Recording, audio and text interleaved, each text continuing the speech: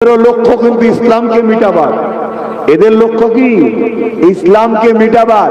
কিন্তু আমি আপনাকে চ্যালেঞ্জের সাথে বলতে পারি ইসলাম মিটাতে পারবে না। জোরে বলুন সুবহানাল্লাহ। দাবি করলে শুধু হয় না, হুজুরের লাইফ স্টাইলে নিজেকে চালাতে হবে, তবেই তো তুমি হাকিকাতে আশেকে রসুল। আর আশেকে রসুলকে যখন মারতে যাবে আল্লাহর পক্ষ থেকে সাহায্য আসবে। জোরে বলুন সুবহানাল্লাহ। এটি আল্লাহ তাদের মিটাবে, তোমাকে আমাকে বিজয় দেবে। জোরে বলুন সুবহানাল্লাহ, আরো জোরে বলুন সুবহানাল্লাহ।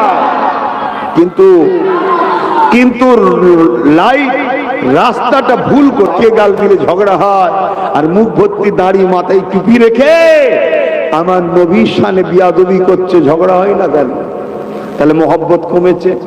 আল্লাহ দেখেন আমাদেরকে বেইজ্জতি করছে।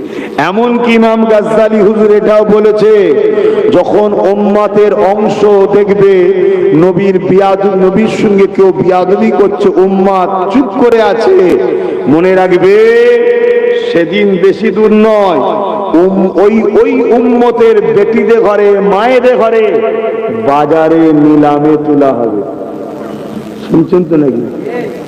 হ্যাঁ, ইমাম গাজ্জালি কে জানেন? দুনিয়ায় মুসা নবী যখন এসেছিলেন, উনি একবার রুহের জগৎ থেকে মুসা নবীর সঙ্গে দেখা করে গিয়েছিলেন। জোরে বলুন সুবহানাল্লাহ।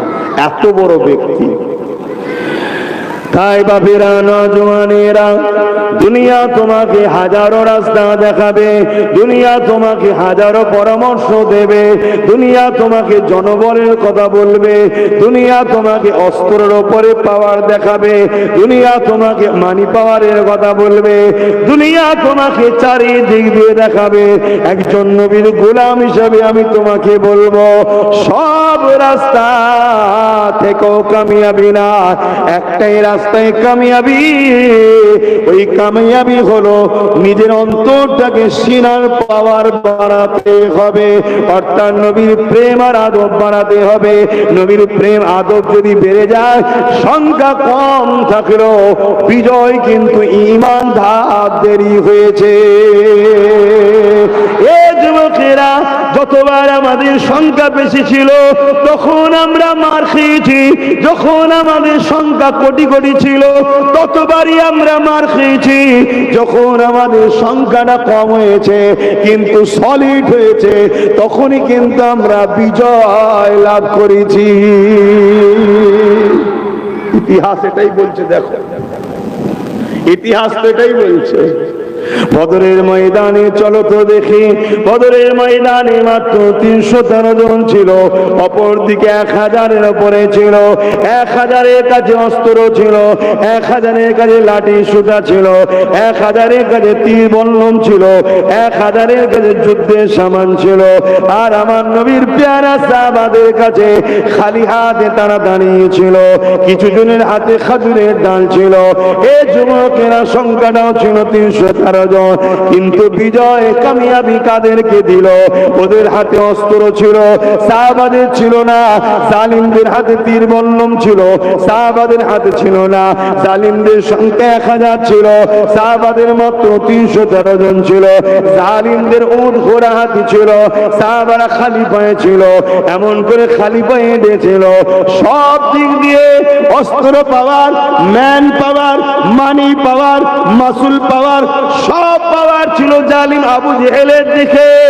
কিন্তু আমার নবী সাহাবাদের কাছে একটাই পাওয়ার ছিল, ওই পাওয়ারটার নাম হলো সিনার পাওয়ার, অর্থাৎ নবীর প্রেম ও আদব অগাধ ছিল।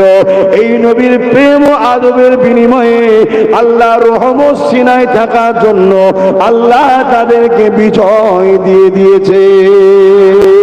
আরো জোরে বলুন সুবহান।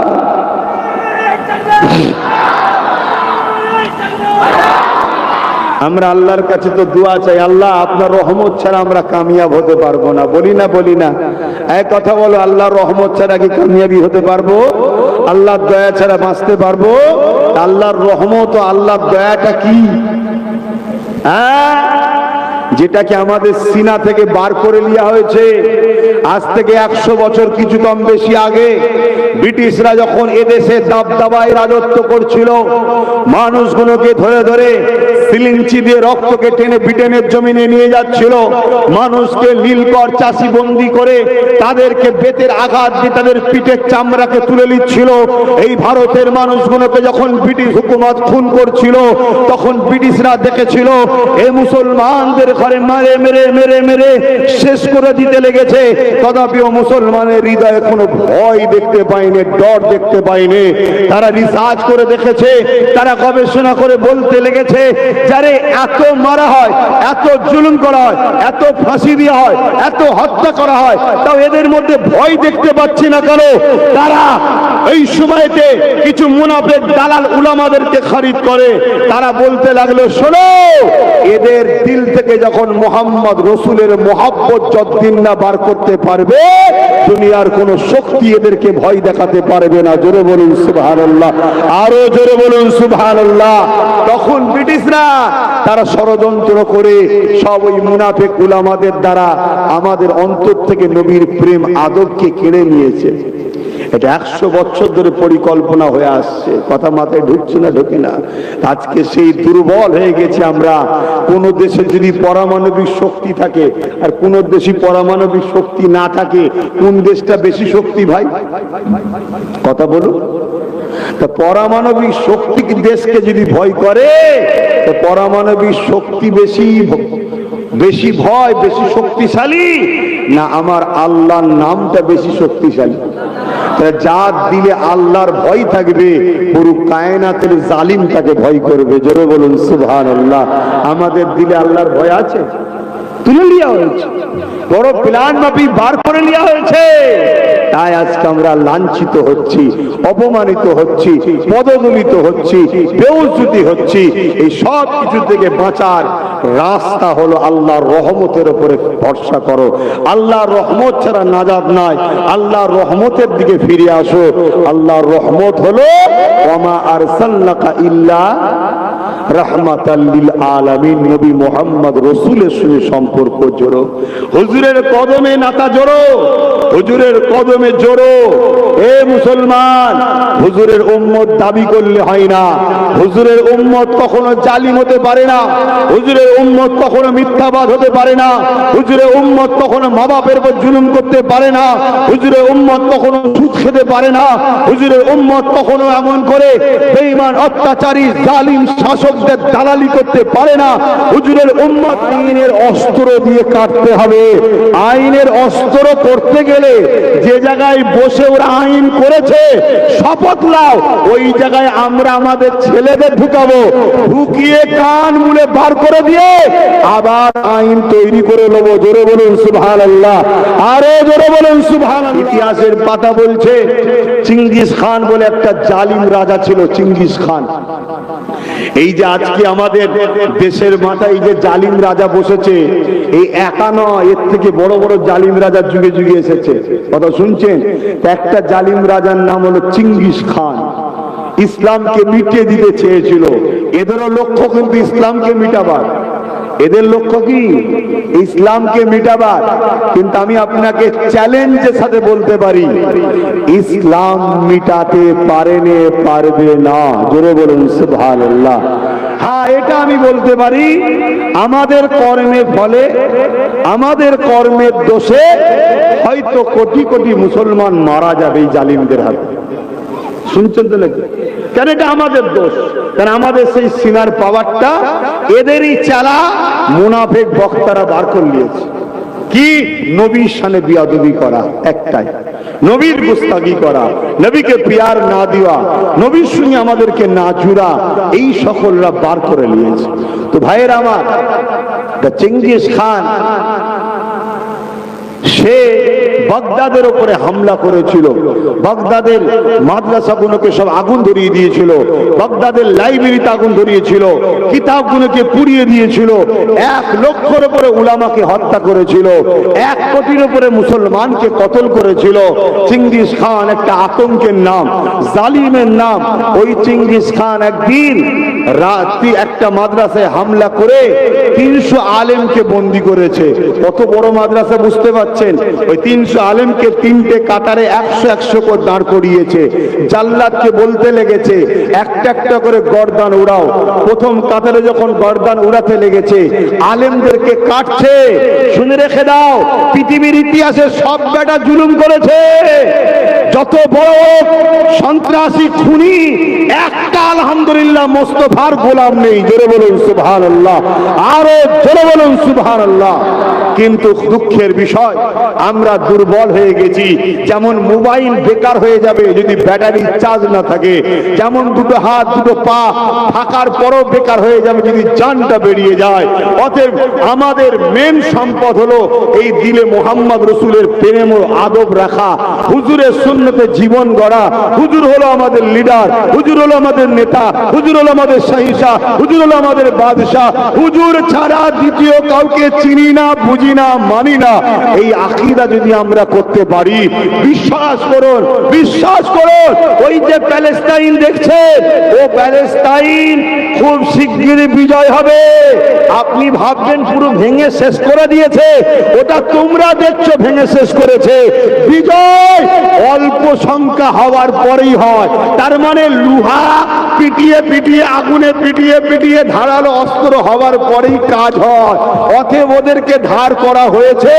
এবারে বিজয়ের দিন আসছে, ওখান থেকে পুরো পৃথিবীতে ইনসাফ ও ইনসানিয়াত ন্যায়ের সাম্রাজ্য প্রতিষ্ঠিত হবে। জোরে বলুন সুবহানাল্লাহ, আরো জোরে বলুন সুবহানাল্লাহ। সেদিন বেশি দিন নয়, হয়তো আমি দেখতেও পারি বেঁচে থাকলে। যদি আমার না হয়, আমাদের ছেলেরা দেখবে ইনশাল্লাহ। কথা মাথায় ঢুকছে? সেদিন বেশি দিন নয়। তো মনে রাখবেন, আমার নবী পাক সাল্লাল্লাহু আলাইহি ওয়াসাল্লামকে মডেল বানাও, হুজুরকে ধরো, হুজুরকে পেয়ার করো। আজ হুজুরকে আমাদের দিল থেকে বার করে নিয়েছে। আমি বারবার বলছি, আমার ওয়াজ তোমাদের পছন্দ হচ্ছে কি জানি না।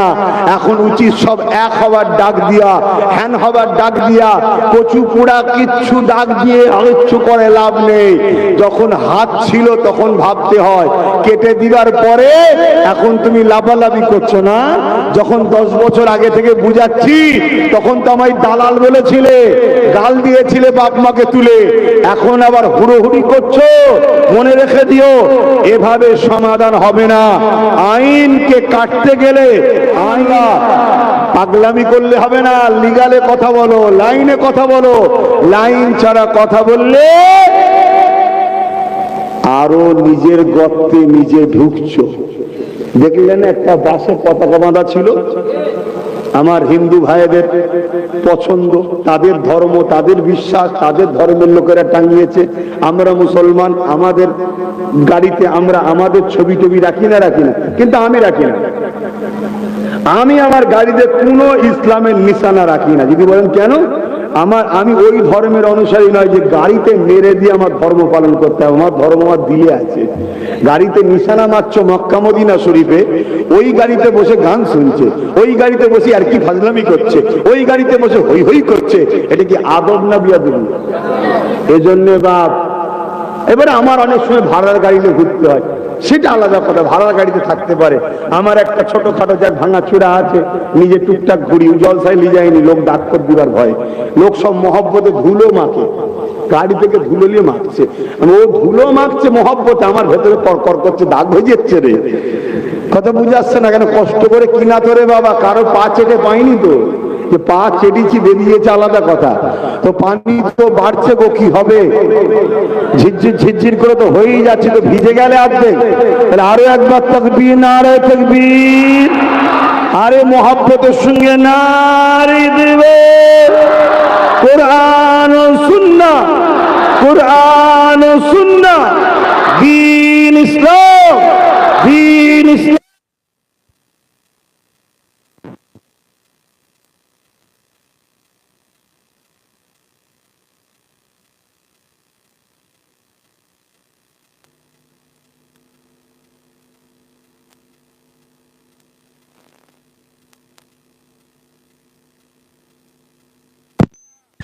লব্বাইক ইয়া হাবিবাল্লাহ, নারী দিবে।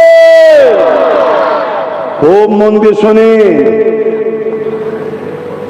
ঘা হয়েছে মাথায় আর পায়ে ওষুধ লাগালে হয়? হ্যাঁ, আমাদের তো ইমানের দুর্বলের জন্য সবাই আমাদেরকে লুটছে। আসো, আমার নবী পাকের সাহাবাদের ঈমানটা কেমন ছিল? আল্লাহ নবী যখন বদরের ময়দানেতে 313 জন সাহাবাদেরকে নিয়ে যেতে লেগেছে, 313 জন দেখতে লেগেছে, 1000-এর উপরে মক্কা জালিমদের সংখ্যা রয়েছে, তাদের হাতে অস্ত্র তীর বল্লম রয়েছে। সাহাবা হুজুর একবারও কেউ বলে না ইয়া রাসূলুল্লাহ হাবিবাল্লাহ ওদের হাতে তীর বল্লম রয়েছে, ইয়া রাসূলুল্লাহ হাবিবাল্লাহ ওদের মোকাবিলা আমরা খালি হাতে কি করে করব? একবারও কেউ বলে না। কেন? সাহাবারা জানে ওদের হাতে সব থাকতে পারে, ওদের দিকে সব থাকতে পারে। আল্লাহু সাইয়্যুন কাদির, আল্লাহ হলেন সর্বশক্তিমান, তিনি আমার নবী পাকের সাথে আছে, আর নবী তো আমাদের দিকে আছে। আরো জোরে বলুন সুবহান। এ যুবকেরা, তরুণীরা, বাপেরা, আমার নবী পাকের প্রেমিকেরা, চিঙ্গিস খান একটার পর একটা উলামাকে কতল করার হুকুম দিল। জাল্লাদ প্রথম কাতারে আলেম গুণর থেকে ধর থেকে কল্লা গুণ আলাদা করতে লেগেছে, একটার পর একটা আলেমকে কাটতে লেগেছে। প্রথম কাতারেতে একজন প্রবীণ আলেম ছিল, নবীর দিবানা ছিল, বুজুর্গ একটা আলেম ছিল, সে প্রথম কাতার থেকে দ্বিতীয় কাতারে চলে যায়। চিঙ্গিস খান দেখেছে, কিচ্ছু বলেনি। দ্বিতীয় কাতারে যখন আবার কতল করার হুকুম দিল, আলেমদের গর্দান গুলো উড়াতে লেগেছে, ওই বুজুর্গ আলেমটা দ্বিতীয় কাতারে চলে গেল। এ যুবকেরা, তরুণীরা, বাপেরা, এইভাবে 198 জন উলামাকে কতল করে দেওয়া হলো। এখন বাকি আছে 101টা বাকি আছে, 193টাকে কতল করা হয়েছে, বাকি আছে আর কটা? 101টা। কথা বুঝছেন? শেষ কাতার। চিঙ্গিস খান আগিয়েছে, ওই মুরব্বী উলামাকে বলছে যে আপনি প্রথম কাতার থেকে পালালেন, দ্বিতীয় কাতার থেকে তৃতীয় কাতারে পালালেন, এবারে আপনি বাঁচবেন কি করে? চতুর্থ তো কোনো কাতার নেই, বাঁচবেন কি করে? আল্লাহ পাকের ওই আলেম বান্দা আসমানের দিকে মুখ তুলে বলছে আল্লাহ আছে। জোরে বলতে হবে, আরো জোরে বলে। আজকে যদি কোন হুকুমত মনে করে আমি সংখ্যাগরিষ্ঠতা থেকে আইন করে দেব, হুকুমতকে বলি শোনো, জুলুমের বিচার আল্লাহ অবশ্যই করেছেন, আগামীতেও করবেন। ঠিক না বেঠিক? জোরে বলুন ঠিক না বেঠিক? কিন্তু আমরা চিটে নই তো। আমরা যদি চিটে হয়ে যায়, নামে মুসলমান ভোটি দেবে না, তাহলে আল্লাহ আমাদেরকে প্রথম ঝেড়ে ঝেড়ে পিটিয়ে পিটিয়ে জালিমদের দিয়ে সাইজ করে সলিডটাকে আনবে, সলিডের দ্বারা আল্লাহ বিজয় দেবে। জোরে বলুন সুবহানাল্লাহ। এই যে বলছিলাম না, একটা বাসেতে পতাকা বাঁধা আছে, দেখলেন না? ওই পতাকাটা যে বদমাইশ জালিমটা খুললো, ও তো সব থেকে বড় ইসলামের দুশমন। ও তো আজকে আমার দেশের মধ্যে বিভাজন তৈরি করলো। ও তো গাদ্দার, ও তো মুসলমানের ইউনিফর্মে ঢুকে এমন একটা কাজ করলো, পুরো দেশের মহলটা খারাপ করলো না? করলো না? এ কথা যখন আমি বলবো, আবার কিছু মুসলমান বলবে আপনার কি চোখে পড়ে নে, ওরা আমার মসজিদের মিনারে পতাকা বাঁধে, ওরা আমার মসজিদের গেটে বাঁধে।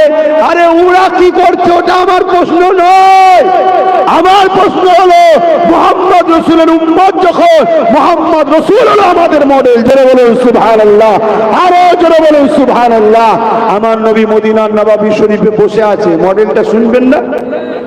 একটা অমুসলিম এসে আমার নবী পাকের সামনে দিয়ে গিয়ে সাহাবাদের নিয়ে বসে ওয়াজ করছে। নবী মসজিদের ভেতরে দাঁড়িয়ে পিশাব করছে, মসজিদের ভেতরে ঢুকে পিশাব করছে। যেমন কিছুদিন আগে বারাইপুরে একদল করলো না, এটা আজকে নতুন নয়, যুগে যুগে একদল লোক আবু জেহেল উতবা সাইবাদের নেতাদের পাল্লাই পড়ে বা কিছু ধর্ম ব্যবসায়ীদের পাল্লাই পড়ে তারা এই মুসলমান ইসলামের বিরোধী করেছে। কিন্তু আমার নবীর নবীর আখলাক, সাহাবাদের আখলাক, ওলিয়া উলিয়াদের আখলাকে ওই ছেলেগুলোই আবার পরবর্তী সময় পরিবর্তন হয়ে বড় বড় আল্লাহর ওলি হয়ে গেছে। জোরে বলুন সুবহানাল্লাহ। আমার নবী পাক সাল্লাল্লাহু আলাইহি ওয়াসাল্লাম এর সামনে দিয়ে গিয়ে ও মসজিদের মধ্যে পেশাব করছে, আমি তুমি হলে মনে হয় মসজিদেই গলা টিপে আল্লাহর মসজিদেই খুন করে ফেলতাম। এই ভুল বলছি? এটাই তো শুকনো মুসলমান, এর জন্য তো আমাদের ক্ষতি হচ্ছে। আমরা তো নবীর আদর্শ ছেড়ে দিয়েছি, আমরা সব গুন্ডাদের আদর্শ নিচ্ছি। গুন্ডা চরিত্রহীনরা আমাদের মডেল হয়েছে, এখন আমাদের প্রতীক হয়েছে এখন সব চার ডাকাত চরিত্রহীন খুনিরা। এজন্যই তো আমাদের দুর্দশা এটা।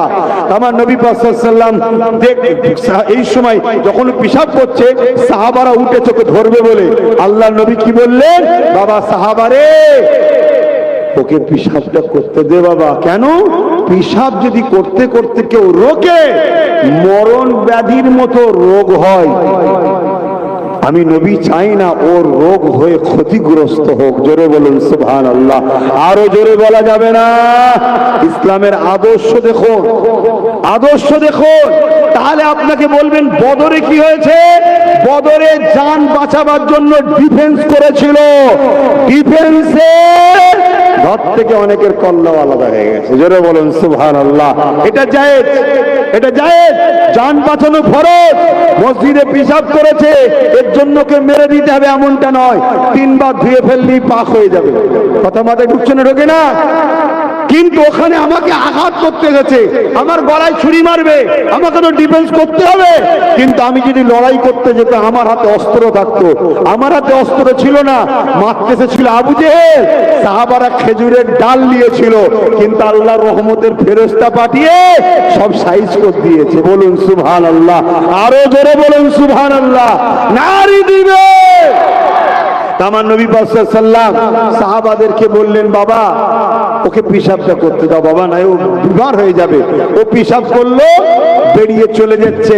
আল্লাহ নবী ডাক দিলেন, বাবা বাবা এটা আমাদের পবিত্র স্থান, এখানে পেশাব করতে নেই। কি গো তোমরা উঠাউঠি করছো, পানি জোরে এসছে তাই?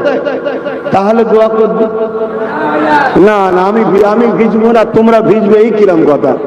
তোমরা বলবে হুজুর ও তুমি ছায়ায় বসে আছো বলে আমাদেরকে বসাচ্ছ না, আবার বদনাম বেরিয়ে পড়বে। এমনি তো মা বাপ তুলে গাল দিচ্ছে অনেকে, দেখেছেন? একটা দাড়িওয়ালা টুপিওয়ালা মাথায় দিয়ে গাল দিচ্ছে, দেখেন না? High high high high. ঠিক আছে, আমি একটু চুপি তো আছি রে বাবা, দেখি না? আমি যখন খারাপ ভালোগুলো কি ঘাস কাটে দেখি, কি ঘাস কাটে দেখি না? কিন্তু আমি এতটুকু দেখতে পাচ্ছি, তোমাদেরকে আরো পাকে পুঁতা হচ্ছে। এই যে বললাম না, এই যে ছুটে গিয়ে মস্তানি করে কাঁচে লাথি মেরে দিয়ে ভেঙে দিয়ে বিরাট পৌরসের কাজ করে ফেললে না? সমাজে মেসেজ কি যাচ্ছে এখন? হ্যাঁ, ওই ফটোটাকে নিয়ে আমাদের সমাজে এখনো লাখো কোটি অমুসলিম ভাই আছে যারা আমাদেরকে ভাইয়ের মতো ভালোবাসে। তাদেরকে দেখাচ্ছে, দেখো এই যে কাঁচে আমাদের দেবতার ছবি আছে বলে মোল্লা লাথি মেরেছে, ও কাজ ভেঙেছে। অন্য কারণে বলছে কি, একটা দল তো আছে সবসময় হিন্দু মুসলমান আদিবাসী মুসলমান বিভিন্ন ধর্মের মধ্যে লাগাবে, এরকম একটা পার্টি আছে না? না, সেই ফাঁদে পা দিচ্ছ তো, সেই ফাঁদে পা দিচ্ছি তো আমরা। তাহলে কি আন্দোলন বন্ধ করতে বলছি? না, আন্দোলন তো করতেই হবে, ইমানি দায়িত্ব। কিন্তু আন্দোলন যারা আমাদের সংবিধানের বিরোধী করেছে সেই তাদের বিরুদ্ধে হোক, যারা আমাদের অকাপকে ঝেড়ে খাচ্ছে তাদের বিরুদ্ধে হোক। আমাদের আন্দোলন কোন নিরীহ কোন ধর্মের মানুষের বিরুদ্ধে যেন না হয়। কথা ভুল বলছি? আল্লাহ নবী কি বললেন? আল্লাহ নবী বললেন ওই মানুষটা পেশাব করে চলে যাচ্ছে, আল্লাহ নবী তাকে ডাক দিয়ে বললেন, বাবা এটা আমাদের পবিত্র জায়গা, এখানে আমরা নামাজ পড়ি, বাবা তোমার এখানে পেশাব করতে নাই। সে বলছে কি জানো, তোমার পবিত্রতা আমি কি করব? তাহলে আরো রাগ বাড়বে না কমবে ভাই?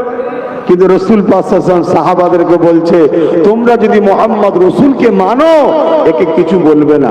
আল্লাহ নবী তাকে ছেড়ে দিলেন। আল্লাহ নবী সাহাবাদের বললেন, যা পাত্র করে পানি নিয়ে আসো। পানি নিয়ে এলেন, নবী পাক ওই পানিটা মেরে দিলেন। এভাবে মসজিদ পরিষ্কার হয়ে গেল। ও নুকিয়ে নুকিয়ে দেখছে, মসজিদের বাইরে গিয়ে নুকিয়ে নুকিয়ে দেখছে আমার নবী পাক সাল্লাল্লাহু আলাইহি সাল্লামের এই আদর্শ কথা দেখে ও তৎক্ষণাৎ আবার ফিরে এসে বলছে, হুজুর আমার ভুল হয়েছে, আপনি আমাকে আপনার ছায়াতলে থাকার জায়গা দেন। জোরে বলুন সুবহানাল্লাহ, আরো জোরে বলুন সুবহানাল্লাহ। খুব ভালো করে বুঝেন, হ্যাঁ আমার দেশের সংবিধানে আছে কেউ যদি তোমাকে মারতে আসে জান বাঁচাবার জন্য তুমি ডিফেন্স করতে পারো, আর আমার ইসলামও আমাকে বলেছে তুমি কাউকে মেরো না, কেউ যদি তোমায় জানে মারতে আসে তুমি ডিফেন্সের জন্য তার মোকাবেলা করতে পারো।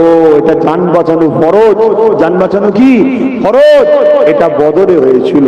কিন্তু আমার নবী কোনোদিন কারোর উপরে জুলুম করা শিখাইনি।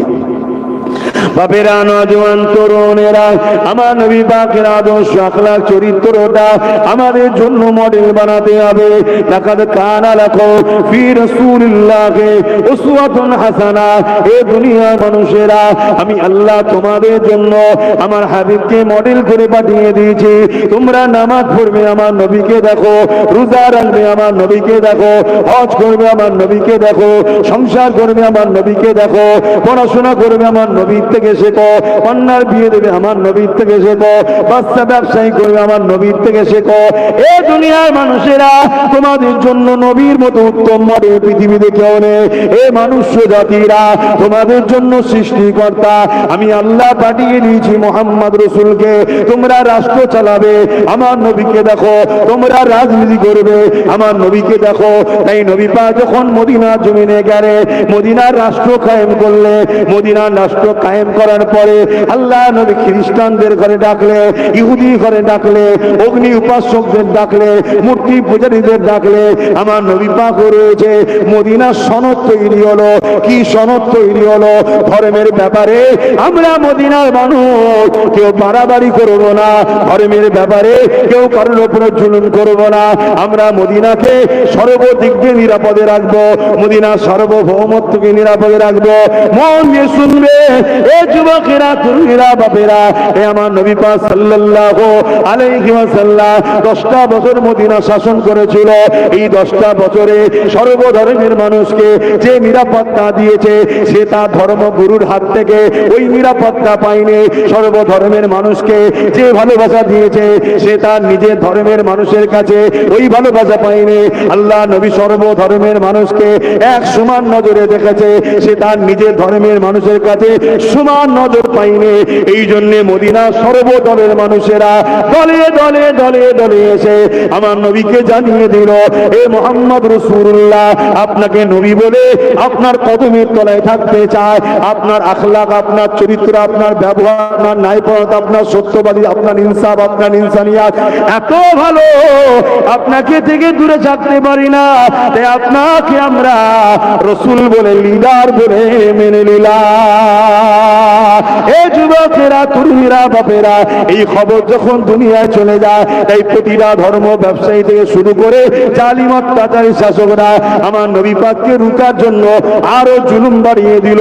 যেমন আজকের দিনেতে আমরা আমার দেশে দেখতে পাচ্ছি নিজের ধর্মের মানুষকে নিজেরাই জুলুম করতে লেগেছে, নিজের ধর্মের বেটিতে করে নিজেরাই দ্বিতীয়জাত বলে রেপ করতে লেগেছে, নিজের ধর্মের মানুষকে নিজেরাই খুন করতে লেগেছে, নিজের ধর্মের মানুষকে নিজেরাই অত্যাচার করতে লেগেছে। এ যুবকেরা, তরুণীরা, বাপেরা, মারপিট করার সময় সবাই এক, মারপিট মিটে যাবার পরে আমার ঘরে তুই ঢুকবি না, তাই তুই নিচু জাত আমি উঁচু জাত, তুই ছোট লোক আমি ভিআইপি লোক, নানা রকম ভাবে বেটে দিচ্ছে। এই বাটা বিভাজনকে ভেঙে চুরমার করে দিয়ে মানুষ মানুষের পাশে দাঁড়াবে, এই আদর্শ ইসলাম দিয়েছে। তো বলুন সুবহান।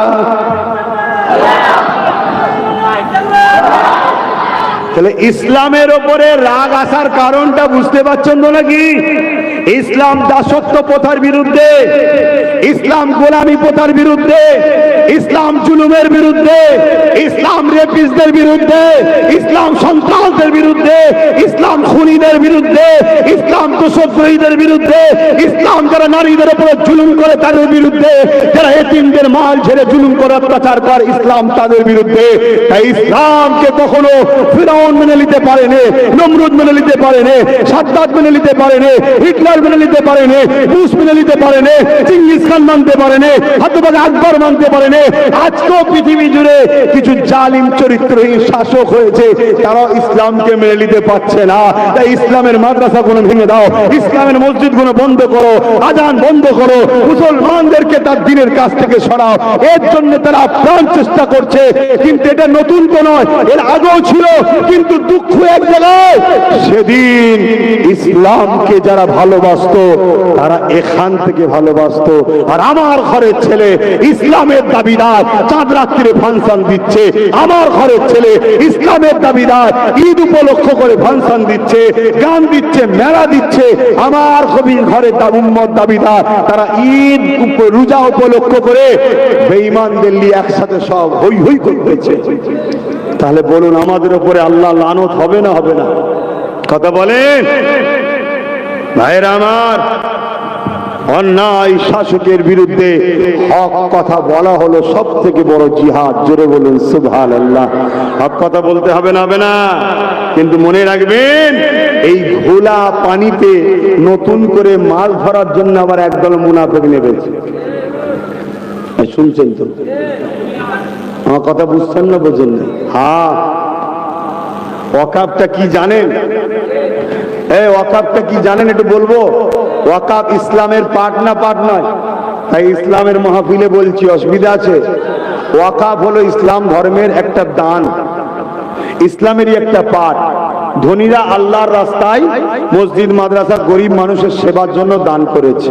হাজার হাজার বছরের সম্পত্তি এটা।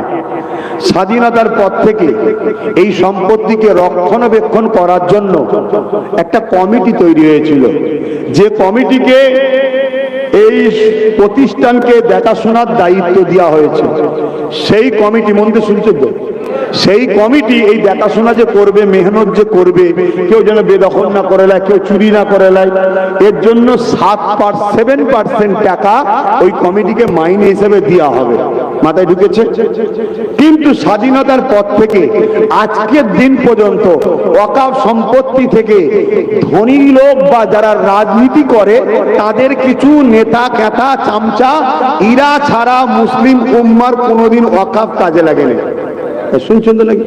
এরা লুটে পুটে খেয়েছে। শুনছেন? লুটে পুটে খেয়েছে। হঠাৎ করে কেন্দ্র সরকার বলছে, আরে মুসলমানদের 28 লক্ষ বিঘে জায়গা কম বেশি আছে, সবাই মিলে খাচ্ছে, মোল্লারা তো কিছুই বলে না। তার মানে ওদের দরদ নাই ওর উপরে। এক কাজ কর, যারা যারা লুটে রেখেছে সবার থেকে কেড়ে নিয়ে আমি একা খাবো। শুনছেন তো নাকি? এই একা খাবো। তাহলে বলুন, খাচ্ছিল একজন, তার থেকে কেড়ে নিয়ে আর একজন খাচ্ছে। নিরীহ গরিব মানুষ তো কোনোদিনই পায়নি। তাহলে আন্দোলন কি গরিব মানুষের করা দরকার আছে? যেটা বলে না বলাটা ভুল হবে। এইখানটাই বুঝাবো, আন্দোলন করতে হবে। কেন? এতদিন এরা খাচ্ছিল ঠিকই, কিন্তু মসজিদ নামে ছিল, মাদ্রাসার নামটা ছিল, কবরস্থান নামটা ছিল। কেন্দ্র যে ভয়ানক ষড়যন্ত্র করেছে, শুধু খাবে তা নয়, ওটাকে আমাদের নয় ওদের করে নিয়ে একেবারে শেষ করে দিতে চাইছে। কথা মাথায় ঢুকছে? তাহলে এটা অন্যায় করছে না, করে নে? তাই আমাদেরকে এই কালা কানুন আইন যেটা হয়েছে, আইনের অস্ত্র দিয়ে কেটে ভারতের সংবিধানকে মর্যাদা দিয়ে গণতান্ত্রিক প্রক্রিয়ায় এর বিরুদ্ধে আমাদেরকে লড়াই করতে হবে। ঠিক না বেঠিক? কিন্তু এর বিরুদ্ধে লড়াই করে আইনকে বাতিল করে ৭৭ বছর যারা খেয়েছিল তারা খাক, এটা চান? তাদের থেকেও কাঁদতে হবে না? আমি 10 বছর আগে থেকে বলছিলাম, কাঁদ, তুই 10 বছর আগে কেড়ে নিতিস, তাহলে আজকে কি বিজেপি এই সাহসটা পেত? কথা মাথায় ঢুকছে? তাহলে এর থেকেও কাটতে হবে, এর কালা কানুনকে বন্ধ করতে হবে এবং এদের থেকেও কারা দরকার। ঠিক না বেঠিক? আজকে আন্দোলন হচ্ছে, আমার প্রত্যেকটা আন্দোলনকে আমার সাপোর্ট। আহলে সুন্নাত ওয়াল জামাতের ছেলেদেরকেও বলেছি যেতে, কিন্তু ওই আন্দোলনকে আমি সাপোর্ট করি না যে আন্দোলনের নামে বাংলায় মূলত সম্প্রীতিটাকে ধ্বংস করে বকলমে কেন্দ্র সরকার কি ভোটে বাড়ানোর প্ল্যান চলছে। শুনছেন না? শুনে মানে হিংসা করে। দ্বিতীয় ওই আন্দোলনকে সাপোর্ট করি না যে আন্দোলনে কেন্দ্রের কালা কানুনটাকে বাতিল করার জন্য যেমন হচ্ছে, মূলত রাজ্যে যারা করে খাচ্ছে তাদেরকে সাথে করে নিয়ে হচ্ছে। শুনছেন? অসুবিধা হচ্ছে। মুনাফিকের খাতায় নাম যদি থাকে তাহলে তো অসুবিধা হবে। হ্যাঁ, আপনাকে জিজ্ঞেস করছি, আন্দোলনের দরকার আছে না নাই? হাত তুলে বলুন আছে না নাই? কিন্তু আন্দোলনটা কিভাবে করবেন? হ্যাঁ, কেন কিভাবে করবেন বলুন? আচ্ছা বলুন তো। অনেকে বলছে আরে কেন পারবো না? কৃষকরা যদি তাদের বিলকে বাতিল করাতে পারে, আমরা কেন পারবো না? কথাটা ঠিক না? একদম 100% শিওর কথা, আমি একমত। ওরা যদি পারে, কৃষক বন্ধুরা, আমরা কেন পারবো না? কিন্তু কৃষক বন্ধুরা সাকসেসফুল হওয়ার পিছনে একটা ওসিলা ছিল, সেটা কি জানেন? সেই ওসিলাটা হলো পাঞ্জাব সরকার। পাঞ্জাব সরকার কৃষককে বলেছিল তোরা আন্দোলন কর, তোদের টাকা পয়সা, খাওয়া দাওয়া, থাকা, তেল খরচ সব কিছু দেবো, উপরন্তু আন্দোলনে কেউ মারা গেলে 2, 3, 4, 5 লাখ করে টাকাও দেবো। তাহলে এই আন্দোলন আমাদের হওয়া দরকার আছে না নাই? কিন্তু আমাদের আন্দোলনের পাশাপাশি সর্বপ্রথম এই আন্দোলনটা হওয়া দরকার যে কৃষক বন্ধুদের ঘরে পাঞ্জাব সরকার যেমন সাথ দিয়েছিল, এই রাজ্য সরকার, আপনি তো বলেছিলেন বিজেপিকে রুখতে আমায় সাপোর্ট করো। বিজেপিকে রুখতে মুসলমান সাপোর্ট করেছে না করেনি? অতএব তোমাকে সাথ দিতে হবে। আমাদের থাকা, খাওয়া, তেল, গাড়ি ভাড়া, লড়াই, খরচ সব কিছু তোমায় দিতে হবে। আমরা যদি কেউ মরে যায় তার ক্ষতিপূরণ দিতে হবে, এবং আমাদের পক্ষ থেকে তোমাকে সুপ্রিম কোর্টে কেস করতে হবে। যদি তামিলনাড়ুর সরকার 5% মুসলমান, সে সরকার করতে পারে, আপনি কেন করবেন না? এটা বলা দরকার আছে না না? এত বড় বড় আন্দোলন হচ্ছে, এ কথা কখনো কেউ বলছে? আরে এদেরকে নাবানু হয়েছে। নেভি আন্দোলনটাকে করে গুলিয়ে চাকরির বিষয়টাকে লোক ভুলিয়ে দেয়। আমি বুঝি না, আমি ঘাসে মুখ দিয়ে চলি, তাই তো? তোমরা বেশি বোঝো। লাও ওই জন্য চুপাচ্ছি, তো এটা তো চুপাচ্ছি, সেরকম কোনো কিছু দেখছে না। একটু সামনে পেয়েছি, একটু বলছি। যদি বলেন যে দরকার নেই, ছেড়ে দিচ্ছি, ছেড়ে দেবো। বুঝিনি না কেন এত আন্দোলন হচ্ছে? কোন আন্দোলন থেকে আওয়াজ উঠেছে যে 3টে না 4টে এমপি ভোট দিতে যায়নি, তাদের বিরুদ্ধে রাজ্য সরকারের ফয়সালা কি জানতে চায়? একবারও কেউ জিজ্ঞেস করেছে? 230টার উপরে এমএলএ, আপনার 230টা এমএলএ, 28-30টার উপরে এমপি, কম বেশি যা আছে, এবং আপনি নিজে একটা বিল পাস করে, নিন্দা বিল পাস করে, পুরো বাংলার পক্ষ থেকে সবাই মিলে গিয়ে সুপ্রিম কোর্টে একটা করে কেস করতে দরকার আছে না? না, কেউ বলছে না বন্ধু, বলবে না। হ্যাঁ, দাড়ি থাকলে মুসলমান নয়, টুপি থাকলে মুসলমান নয়। এরা নতুন করে নেবেছে, এদেরকে নাবানো হয়েছে। এদেরকে বলা হয়েছে যা 3 লাখ লিজা, 5 লাখ লিজা, 10 লাখ লিজা, 20 লাখ লিজা, প্রোগ্রাম কর। আর ওর মধ্যে আমার একটা দুটো লোক রাখবি, তারা উঠে একটু বলে দেবে আমাদের সঙ্গে দিদিমণি আছে, আর আমরা মুসলমান। আরে খুশিতে নরে তকবীর, আল্লাহ আকবার, জিন্দাবাদ, হ্যান ত্যান আছে। যখন পাঞ্জাব সরকার যেভাবে কৃষকদের সাথ দিয়েছিল, আপনিও দেন, ঝগড়া করছি না, দেন।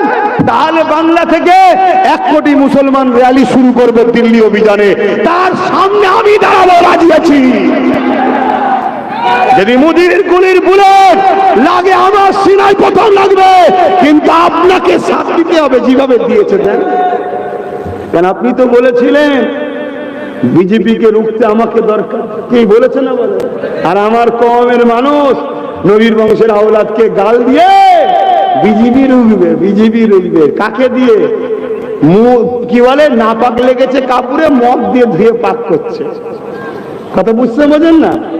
এক বিজেপি এক জালিমকে রুখতে, আর এক জালিমকে বলছে খাও, সাথ দাও। এ পাগলামি করে আজকে ওষুধ ভালোভাবে হচ্ছে তো নাকি? হ্যাঁ, এরপরও বাঁচার রাস্তা এখনো আছে। 1 মাসের মধ্যে বিল রুখে দিয়ে যাবে, 1 মাসের মধ্যে চ্যালেঞ্জ করছি।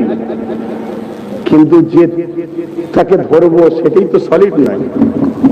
শুনছেন না শোনেন না? কাকে নিয়ে লড়বো আমি? কাকে নিয়ে লড়বো? কার কথা বলবো? 10 বছর ধরে গাল খেচ্ছি আমি। তো যাক, আল্লাহ আমাদেরকে হেদায়েত করুক।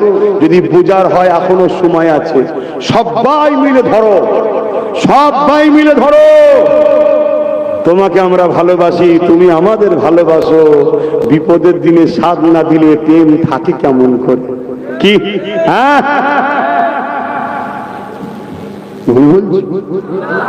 কত আপনি দরদি। রেড রোডে চলে এলেন আমাদের নামাজে। আমাদের নামাজে মহিলাদের যাওয়া হারাম, কিন্তু আপনাকে এত ভালোবাসি, আমরা আল্লাহর বিরুদ্ধে গেছি, আপনার বিরুদ্ধে যাইনি। আপনি আমাদের জান, এখন বাঁচান, বলবেন না? একটা ছোট্ট কথা বলে যাচ্ছি, যদি এখান থেকে পরিবর্তন হও তো ভালো, আর নাই বাচ্চাগুলোর জন্য কাফন ঘরে কিনেলাম, আগামী দিন কাফন পাবে না। প্যালেস্টাইনে যেমন কাফন পাই না, তোদের বাচ্চারা কাফন পাবে না। হ্যাঁ, অনেক বলেছি, অনেক বুঝিয়েছি, অনেক কিছু আমাকে লকআপ দেওয়া হয়েছে, কি না করতে বাদ দিয়েছে। হ্যাঁ, নিজের মায়ের পেটের ভাইটাকে তোমাদের জন্য 42 দিন জেল খাটিয়েছে। কি দরকার ছিল নওশাদের যাবার? আমার মতো পীর সেজে বা পীরের জাদা হয়ে গদিতে বসে বাংলার অলিতে গলিতে জলসা করতো, মানুষ হাতে গুজে গুজে টাকা দেয়, ও করতে পারতো। কিন্তু না, জন্য করেছিলাম। আজকে ও একানা থেকে যদি ওর পাশে 40-50 থাকতো, 50টা কেস এমএলএর পক্ষ থেকে হতো। একটা সাধারণ মানুষ কেস করা আর 50টা এমএলএর কেস করা এক হতে পারে না।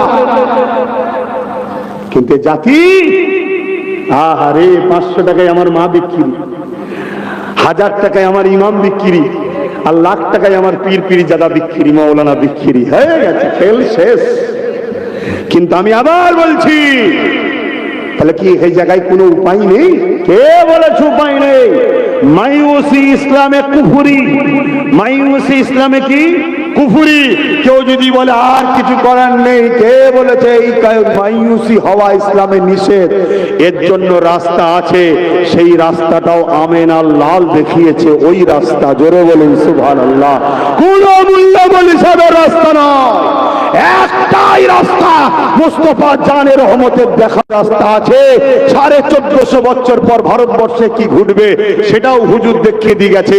ওই রাস্তা ধরো, বিজয় তোমাদেরই হবে। জোরে বলুন সুবহানাল্লাহ, আরো চিৎকার দিয়ে বলুন সুবহানাল্লাহ। ইয়া রাসূলুল্লাহ। তো ভাইয়েরা আমার, ভুল আমায় বুঝবেন না।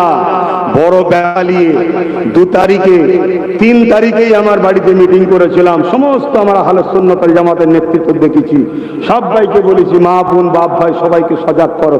প্রথম তো শুরু আমিই করেছি, সব জায়গায় বলে দিয়েছি করো। কিন্তু দুঃখের বিষয় এই জায়গাটায় যে আপনারা মূল পয়েন্টটা ধরছেন না কেন? আপনারা ধরুন যে আপনি কেস করুন, আপনার এমএলএদের কেস করান, আপনার এমপিদের কেস করান, এবং আপনি পাঞ্জাব সরকারের মতো আমাদের সাথ দিন। আপনি যদি ওই কালা কানুনকে অপছন্দ করেন, এই ভাই সংবিধানের পক্ষে যদি বিল হয় মানা দরকার আছে না? না, এই বিলটা মানছেন না কেন? বিরুদ্ধে, তাহলে রাজ্য সরকারকে তো জিজ্ঞেস করা দরকার এটা সংবিধানের পক্ষে না বিরুদ্ধে। যদি বলে পক্ষে, তাহলে বিরোধী করাটা ঠিক হবে না, কেন সংবিধানের বিরোধী করা উচিত নয়। আর যদি বলে বিরুদ্ধে, বিরুদ্ধে যখন, তাহলে আপনি সংবিধানকে বাঁচাবার স্বার্থে হলেও করছেন না কেন? আপনি নাই মোল্লাদেরকে শুধুমাত্র মহব্বত করেন শুধু লিবার জন্য, তা বাকি সংবিধানকে বাঁচাবার জন্য তো করা দরকার। বলো, আমরা সবাই মিলে লড়াই করা আর রাজ্যের যে সরকারি মাথায় বসেছে তার লড়াই করা এক না আলাদা? তার লড়াইয়ের পাওয়ার বেশি না কম? তো সে আমাদের বিপদে সাথ দেবে? বন্ধুরা দেবে না? আল্লাহ আমাকে আমাদেরকে হিদায়াত করেন। এই পর্যন্তই বললাম। অনেক ব্যথা বেদনা যন্ত্রণা নিয়ে বুক বুঝাই করে ঘুরে বেরিয়েছি। আল্লাহকে বলেছি, আল্লাহ তোমার দিনের জন্য কওমের মানুষকে বুঝাবার জন্য গাল খেতে হয়েছে, আল্লাহ বেউজ্জতি হতে হয়েছে, আমার নিরীহ ভাইটাকে জেল খাটতে হয়েছে, নানা রকম লকআপ পেতে হয়েছে। আল্লাহ এই বিচার তোমার কাছে দিলাম, ফাইসাল্লাহ তুমি করো। এ যুবকেরা, তরুণেরা, বাবেরা, এই বলে দিয়ে যায় এখনো সময় আছে। যদি মোমেন চিনতে না পারো, ঠকতে হবে। দাড়ির পিছনে অনেক রকম ষড়যন্ত্র আছে, টুপির পিছনে অনেক রকম ষড়যন্ত্র আছে, মুসলমানদের মাথাতে অনেক মুনাফিকরা বসে আছে। এই জায়গা যদি চিনতে না পারি, তাহলে কোনোদিন কামিয়াবি হতে পারবে না। অনেক সময়তে হিকমত করতে হয়। এ যুবকের, আল্লাহ নবী 1450-1500 বছর আগে থেকে নবী আমার সাহাবাদিওকে বলেছে, একটা দিন এরকম হবে, একটা দিন এরকম হবে, আমার উম্মতরা প্রচুর মার খাবে। সাহাবারা বলল, ইয়া রাসূলুল্লাহ, হাবিবাল্লাহ, কেন মার খাবে? উম্মতের সংখ্যা কি কম হবে? আল্লাহ নবী বললেন, না, সংখ্যা কম হবে না, তাহলে মার খাবে কেন? আল্লাহ নবী বলেছেন, সাহাবারে, তারা আমি রাসূল আমার আল্লাহকে ভয় করা ছেড়ে দিয়ে যারা দুনিয়ার তাগুতি শক্তি, দুনিয়ার জালিম শাসক শক্তি, তাদেরকে ভয় করবে, তাদের মোকাবেলা করা থেকে পিছিয়ে পিছিয়ে পালাবে, এই জন্য তারা মার খাবে। দ্বিতীয় নম্বর হলো তারা লোভী হয়ে যাবে, এই লোভের জন্য মার খাবে। আজকে এই দুটোই কিন্তু আমরা ফাঁদে পা দিয়েছি। এই দুটো ফাঁদে আমাদেরকে ফেলা হয়েছে। কারা ফেলেছে? তথাকথিত মুসলমান দাবিদার, যারা আমাদের মাথার উপরে রয়েছে, তারা অলিতে গলিতে পাড়ায় পাড়ায় বুঝিয়েছে, এ বুঝে বুঝে কাজ করো, না হয় জালিম চলে আসবে। জালিমের ভয় দেখিয়েছে, জালিমের সঙ্গে মোকাবেলা করা শিখায়নি, জালিমের সঙ্গে প্রতিহত করা শিখায়নি। কিন্তু আমি বলতে যেটা চাইছি, যেভাবে আন্দোলন হচ্ছে, এই আন্দোলন কোন একটা জায়গায় যেন আমার দিলকে গাওয়া দিচ্ছে, ওরে আব্বাস বল, জনগণকে বল, এই আন্দোলন প্ল্যান মাফিক আগামী দিন রাষ্ট্রপতি শাসন আনতে চাই। আর বলছে মানুষকে জানা, এই আন্দোলনের নামে মূলত রাষ্ট্রপতি শাসনকে আনার একটা প্ল্যান চলছে। কেন? রাষ্ট্রপতি শাসন না আনতে পারলে হনুমান বাংলায় ঢুকতে পারবে না। শুনছেন তো নাকি? এই জন্য রাষ্ট্রপতি শাসন নিয়েছে, সব কিছু নিজেদের হাতে, তুই যেখানেই টিপিস যাবে হনুমান। বুঝতে পারছেন? তাহলে আন্দোলন করতে হবে না? আমি আন্দোলনের বিরুদ্ধে বলছি না, আন্দোলনের সিস্টেমে আন্দোলন করতে হবে। কেন? কেন আমার হিন্দু ভাইরা আমাদের সাথে নাই? কেন আমার আদিবাসীরা আমাদের সাথে নাই? কেন দলিতরা আমাদের সাথে নাই? এই আন্দোলন কি শুধু মুসলমানদের? মুসলমানদের নয়, ওয়াকফটা গেছে, ঠিক আছে, মুসলমানদের। সংবিধান বিরোধী আইন হলো, তো সংবিধানটা কি সবার নয়? তো তারা নেই কেন আমাদের সাথে? কিছু মাথায় ঢুকছে আমার কথা? না, ঢুকবে না। তোমার সামনে 500 নোট দেখালেই আব্বাস সিদ্দিকী তখন গাদ্দার হয়ে যাবে। 10 বছর বলেছি, তোরা এখনো শুধরাসনি, আর কবে শুধরাবি? হে নবী সালাম।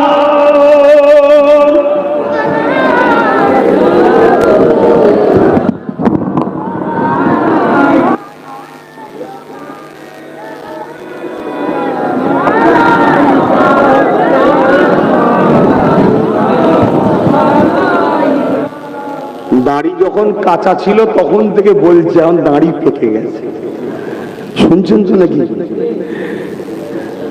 যে শুধরাবা সে শুধরে, যে শুধরাবার নেই আর কবে শুধরাবে? বোকা মানুষ নয়। ঘরে আগুন লেগে ঘর পুড়ে যাবার পর পরিকল্পনা করলে হয়, তখন হুড়োহুড়ি করলে হয়? আগে থেকে ভাবা দরকার, ঠিক না বেটি? 10 বছর ধরে ভাবাচ্ছি, এই জন্যে ফালতু আমি বললে আমার কওমের অনেকের মনের কষ্ট হবে। এখন কিরম কষ্ট হবে বলেন তো? এখন তো সবাই এক হওয়া দরকার। তো ভাইজান এখন এসব কথা বলছেন, আমিও তো বলছি এক হওয়া দরকার, কিন্তু এক হয়ে তুমি করবেটা কি সেটা আমাকে উত্তর দাও না। বলো, এক হয়ে করবেটা কি? আমরা সবাই মিলে এক হব, এক হয়ে কলকাতায় নামবো, কি কোনো জায়গায় যাব, কি দিল্লিতে যাব? ওর মধ্যে থেকে 2-4 জন টেবিলের তলা থেকে মোটা মোটা ব্যাগ নিয়ে চলে আসবে, এসে ওই একের ভেতরে এত অশান্তি তৈরি করবে, প্রশাসন নেবে একদম। কথা মাথায় ঢুকছে না? দেখেন, এই জন্য সব থেকে উত্তম ভালো না, প্রশাসন যার হাতে আছে তার সাথে যদি বলা যায় আপনি আমাদের বন্ধু হন, একটু সাথ দেন, সেটা বলা দরকার আছে না? না, তাকে তো বলা দরকার। আপনি যখন আমাদের সাথে, তা মুর্শিদাবাদে ওয়াকফ আন্দোলনের ভেতরে পুলিশ গাড়ি ঢুকলো কেন? দেখেন না, আন্দোলন করছে শান্ত প্রিয় ভাবে, পুলিশ গাড়ি হো করে গাড়ির ভেতরে ঢুকিয়ে দিল, দিয়ে একজন দুজনে নাকি পায়ের ওপর তুলে দিয়েছে, শুনছেন? আর উড়ো ফায়ার করেছে, পাবলিকের দিল ভেঙে আছে, পাবলিক আন্দোলন শুরু করেছে, পুলিশ গাড়ি নাকি পুড়িয়ে দিয়েছে। আচ্ছা, এমন তো হতে পারে আন্দোলনটাকে বন্ধ করাবার জন্য সেটিং করে কি বলে, যারা আন্দোলনকারী নয় তারা ছাড়া অন্যজনরাই পুড়াচ্ছে, হতে পারে না? পারে না? এজন্য আমি বলি, বাপ, লোহা কাটতে গেলে লোহা লাগে। একজন শাসক যখন অন্যায় করে, যে তার প্রতিবাদ আর একটা শাসক হলেই করা যায়। এজন্য বলেছিলাম পাওয়ার তৈরি করো, চেয়ারের পায়া করো। আজকে যদি রাজ্য সরকারকেই 3টে দিতাম, একটা যদি আমাদের হাতে থাকতো, তাহলে তো বলা যেত এই নাববি না পাকুলবো, বলা যেত না? যেত না, কিন্তু না, একদম কলজে ভর্তি করে দিয়েছে, লেন লেন লেন, কোনো খবরই নেই। মুরগি কোন ধান্দাতে আছে আমাদের? নাই। আমি বললে তো বাবা আবার খারাপ হয়ে যায়, এই জন্য থাক। বাঘের শিকার করা দেখেছেন? আরে বলবেন তো, এখন সব ন্যাশনাল জিওগ্রাফি না কি সব আছে, দেখায় বাঘের শিকার করা। বাঘ দেখবেন যেটাকে টার্গেট করবে, শুনছেন তো, তার সামনে যদি আরো সুন্দর সুন্দর মোটা তাজা পশু আছে, কোন দিকে ভ্রুক্ষেপ নয়, যেটাকে টার্গেট সেটাকে। শুনছেন? তা আমাদের এখন টার্গেট হলো ওয়াকফ বাঁচাও, সংবিধান বাঁচাও, তাই তো নাকি? তাহলে রাস্তায় যেতে গিয়ে 2-4টে লোক যদি ঘেউ ঘেউ করে, গালিগালাজ করে, ছোট বড় কথা বলে, তার টার্গেট তার পিছনে দিয়াটা কি বাঘের মতো শিকার হবে? তাহলে আগামী দিন আপনাদের আন্দোলনকে আমি সমর্থন করছি। যারাই বললাম রাজ্য ও কেন্দ্র উভয়ের যে সম্পদ দখল করতে চাইছে, উভয়ের বিরুদ্ধে বলতে হবে, একজনের পক্ষে না। সেই আন্দোলনগুলোকে আমি সাপোর্ট করছি। আমার মসজিদ ও খাবে, এ খাবে, ও খাবে না, এ খাবে, এ খাবে না, এটা নয়, কেউ খাবি না, আমার মসজিদ, আমরা আমাদের টাকা আমরা বুঝবো, এইটা হলো আমার মত। এই আন্দোলন যারা করছে তাদেরকে সাপোর্ট করব। ওই আন্দোলনে আহলে সুন্নাত ওয়াল জামাতের ছেলেদেরকে যাবার পারমিশন দিলাম, কিন্তু 2টো শর্তে। একটা শর্ত হলো আমার সংগঠনে কোনো পতাকা নিয়ে যেতে পারবে না, নিয়ে যাবে ইন্ডিয়ান ফ্ল্যাগ, কারণ সংবিধান বাঁচাবার লড়াই, দেশের ঝান্ডা আমাদের হাতে থাকবে, ঠিক না বে ঠিক? কারণ আমরা দেশের নাগরিক, আমাদের পতাকা আমাদের পেহচান, আমরা ভারতীয়। দ্বিতীয় নম্বর কি, প্রত্যেকে মোবাইল মিডিয়ার কাজ করতে হবে। কেউ বিশৃঙ্খলা করছে তার সাথে তর্ক নয়, তার বিশৃঙ্খলার পুরো ফটোটা তোলো। সে যদি আমাদের সাথে মিলেও যায় তারও ফটো তোলো, আর পরবর্তীতে তার বিরুদ্ধে তোমরাই কেস করো, তবে আমাদের ভাইচারাটা ঠিক থাকবে। তাহলে আমার হিন্দু ভাইদের ঘরে কেউ যদি কানে বিষ দিতে যায় আমাদের বিরুদ্ধে, বলবে না 2জন বদমাইশি করেছে বলে আমার পুরো ভাইয়েরা তো খারাপ নাই, তারাই তো কেস করেছে। কিন্তু আমার ভুল বুঝানো হচ্ছে নাকি? এই আন্দোলন অনেক দিন অনেক দিন চলবে। এখন হুড়োহুড়ি করে নেবিয়ে দিয়ে 1 সপ্তাহ পরে না ঠান্ডা হয়ে যায়। কথা বুঝে আসছে? এই জায়গায় আমাদের সবাইকে আগাতে হবে, মুসলিম ধর্ম, হিন্দু ধর্ম, সমস্ত মানুষ। আরে মুসলমানদের মধ্যে 2-4টে খারাপ বলে কি সবাই খারাপ নাকি? আমার হিন্দু ভাইদের মধ্যে 2-4টে যদি উল্টো পাল্টা মসজিদ মাদ্রাসালে কাজ করে, তার জন্য আমার হিন্দু ভাইরা কি আমাদের থেকে দূরে সরে গেছে, খারাপ নাকি? তাদেরকে ভালোবেসে আনতে হবে না? তাদেরকে তো বুঝাতে হবে ম্যাটারটা কি। আপনাদের দেওবর্তী সম্পত্তি, আমাদের ওয়াকফ সম্পত্তি। আদিবাসীদের জল জঙ্গলের 23-এ আদিবাসীদের সম্পদ নিয়েছে, ওদের সম্পদ নিয়ে কর্পোরেশনদের হাতে তুলে দিয়েছে, 25-এ আমাদের নিয়েছে, এরপরে আপনাদের সম্পদ নেবে। কেন ভারতে যে সরকার আছে এ সব ব্যয়ের সরকার নয়, এ শুধুমাত্র পুঁজিপতি ধনী কর্পোরেটদের সরকার। যদি সবার সরকার হতো তাহলে 50 টাকা গ্যাসে বেরিয়েছে কি শুধু মুসলমানদের জন্য? কিছু বলবেন না? কি বল বিকাশ দা, আমি ভুল বলছি? গ্যাস কি আমি 50 টাকায় কিনবো, তুমি কিনবে না? এক কথা বলছে না তো? যদি আমার শুধু দুশ্মন হতো তাহলে পেট্রোলটা লিখা থাকতো মুসলমান পেট্রোল 2 টাকা বেশি আর অমুসলিম ভাইদের 2 টাকা কম, এমন সিস্টেম নাকি? ওষুধের দাম 13 টাকা বেশি আছে। কত? 13 টাকা। এখন রোগ ছাড়া কোনো বাড়ি আছে? একটা বাড়িতে এক একটা ফার্মেসি, এক একটা ওষুধের দোকান, তাহলে 13 টাকা করে বেরিয়েছে। ওষুধের দোকানে বোর্ড মারা আছে নাকি মুসলমান হলে 13 টাকা বেশি আর অমুসলিম হলে 13 টাকা কম? কথা মাথায় ঢুকছে? আমাদেরকে ভাই ভাই লাগিয়ে দিয়ে আর উনি ওইদিকে সব দাম বাড়াচ্ছে। আমি বললে বাপ সবাই ছোটকেও ধরবো বড়কেও ধরবো, যদি রাজি থাকো তাহলে চলো আমি তোমাদের সাথে আছি, আর যদি বলো না ইনাকে বলা যাবে না, ইনি তো আমাদেরকে টাকা দেয়, তাহলে আমি নেই। কথা বুঝছেন না? বোঝেন না? যা পারো করবে যাও।